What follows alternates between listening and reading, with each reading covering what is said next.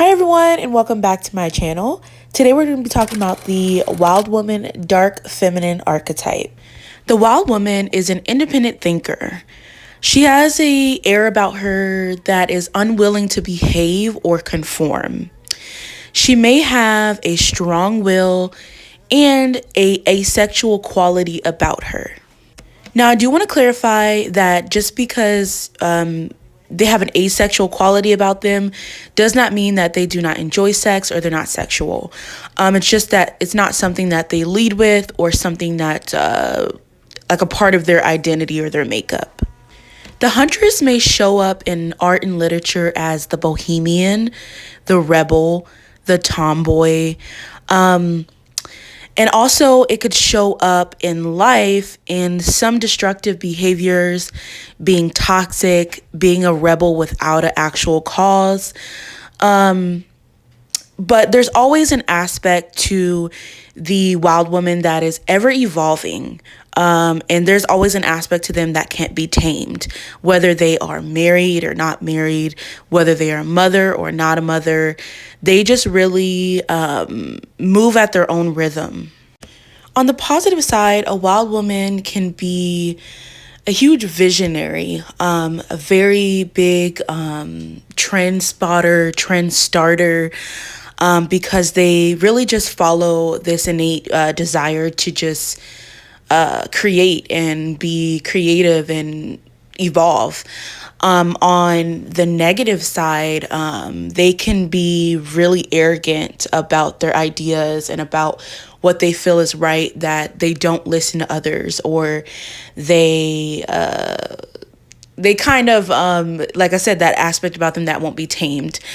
This sometimes leads them to being ostracized or rejected or pushed out because they don't have that middle ground.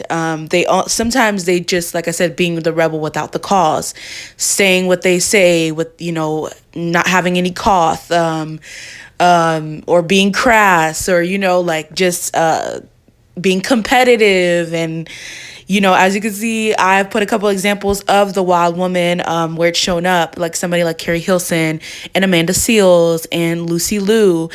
And, sometimes that wild woman aspect of them does not know when it's time to stop.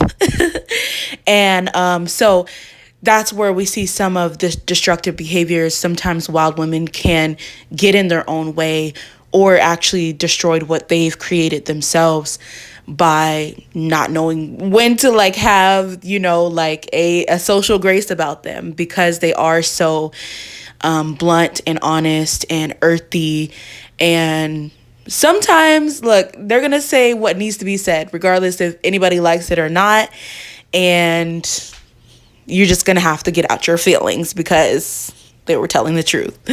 Lastly, I'll say that the wild woman is a very important aspect of the feminine journey as well as womanhood, because she really teaches us that to stand on our principles, to really not be, not conform and be a shrinking violet, to really just stand on what it is our, principles are, or our morals are, or whatever it is we believe in. Even the thing that happened with Miley Cyrus years ago, where she, had her little black era, right, where she was twerking and all this kind of stuff.